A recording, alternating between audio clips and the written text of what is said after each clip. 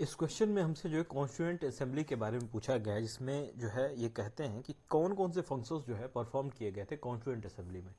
तो इसमें कुछ जो है हमें स्टेटमेंट दिए गए हैं, जिसमें पहला स्टेटमेंट कहता है कि इंडिया की मेंबरशिप जो है यूनाइटेड नेशन जो है, यूनाइटेड नेशन की जो मेंबरशिप है इंडिया ने रेटिफाई किया था, कॉन्स्टिट्यूएंट असेंबली ने जो है रेटिफाई किया था। और दूसरा है कि elected doctor Rajendra Prasad as the first president of India, तो इसने जो है डॉक्टर राजेंद्र प्रसाद को first president of India elect किया था।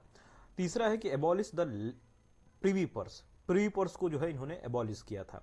तो ये तीन स्टेटमेंट जो है हमसे पूछे गए हैं, जिसमें यदि पहला स्टेटमेंट देखें तो इंडिया ने जो यूनाइटेड नेशन की मेंबरशिप थी वो ब्रिटिश टाइम में ही ले ली थी, यानी 26 जनवरी 1945 को जो है इसने इंडिया ने जो है यूएन की मेंबरशिप ले ली। दूसरी चीज ये कि इन्होंने जो है डॉक्टर राजेंद्र को प्रसाद को जो है ये पहला प्रेसिडेंट ऑफ इंडिया जो है 24 जनवरी 1950 को जो है ये इलेक्ट किया। और तीसरा है कि abolish the privy purse, privy purse को जो है एबॉलिश बाद में किया गया था, 1971 में जो है इसको एबॉलिश किया गया था। अच्छा, कुछ और चीजें देखते हैं कि कॉन्स्टिट्यूएंट असेंबली में और क्या क्या प्रोविजन जो है यहाँ पे अडॉप्ट किए गए थे। जैसे यदि हम देखें कि मेंबरशिप जो कॉमनवेल्थ की थी वो मई 1949 में जो है रेटिफाइड की गई थी इंडिया के द्वारा। दूसरी चीज ये कि नेशनल फ्लैग जो है वो जुलाई 22 1947 को अडॉप्ट किया गया, और नेशनल एंथम को जो है जनवरी 24 1950 को जो है अडॉप्ट किया गया। और तीसरी चीज है कि यहाँ पे नेशनल सॉन्ग जो है जनवरी 24 1950 को जो है अडॉप्ट किया गया। तो जो नेशनल एंथम और नेशनल सॉन्ग है ये दोनों एक ही दिन 24 जनवरी 1950 को और 22 जुलाई 1947 को जो है नेशनल फ्लैग को जो है अडॉप्ट किया गया था कॉन्स्टिट्यूशन द्वारा।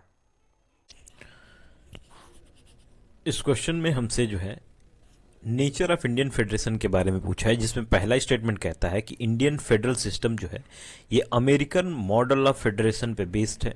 दूसरा स्टेटमेंट कहता है कि unlike the American federation the Indian federation is the result of an agreement among the states. तो इंडियन फेडरेशन जो है ये एग्रीमेंट है अमंग द स्टेट्स। और तीसरा स्टेटमेंट कहता है कि state have no right to secede from the Indian federation. तो स्टेट्स को जो है इंडियन फेडरेशन से जो है सक्सीड करें, बाहर जाने का जो है राइट नहीं है। तो यहाँ तीन स्टेटमेंट दिए गए हैं। यदि पहला स्टेटमेंट हम देखें कि इंडियन फेडरल सिस्टम जो है ये अमेरिकन मॉडल पे नहीं बल्कि कैनेडियन मॉडल पे बेस्ड है, और कैनेडियन मॉडल ये कहता है कि ये जो है स्ट्रॉन्ग सेंटर बनाता है। कैनेडियन मॉडल जो है यहाँ स्ट्रॉन्ग सेंटर हम देखने को मिलता है। और दूसरा स्टेटमेंट है कि unlike American federation the Indian federation is the result of an agreement among the state. तो ये हमारे यहाँ एग्रीमेंट नहीं है, एग्रीमेंट अमेरिका के पास ही है। जो उनका फेडरेशन है वहाँ जो है इन्होंने एक एग्रीमेंट बना रखा है, लेकिन अपना जो है एग्रीमेंट नहीं है। और तीसरा जो है ये state have no right to secede from the Indian federation.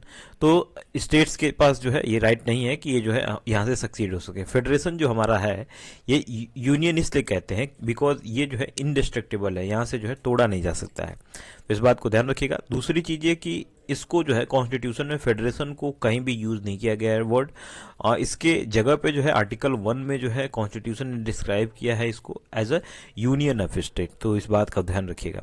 यहाँ जो दूसरा स्टेटमेंट था तो अमेरिकन फेडरेशन जो है हमने देखा कि ये जो है एक एग्रीमेंट है अमेरिकन फेडरेशन, लेकिन अपना वाला जो है हमने अपने सुविधा के लिए जो डिवीजन कर रखा है स्टेट्स में, ऐसा कोई एग्रीमेंट नहीं है इसमें कि ये जो है सक्सीड हो जाए।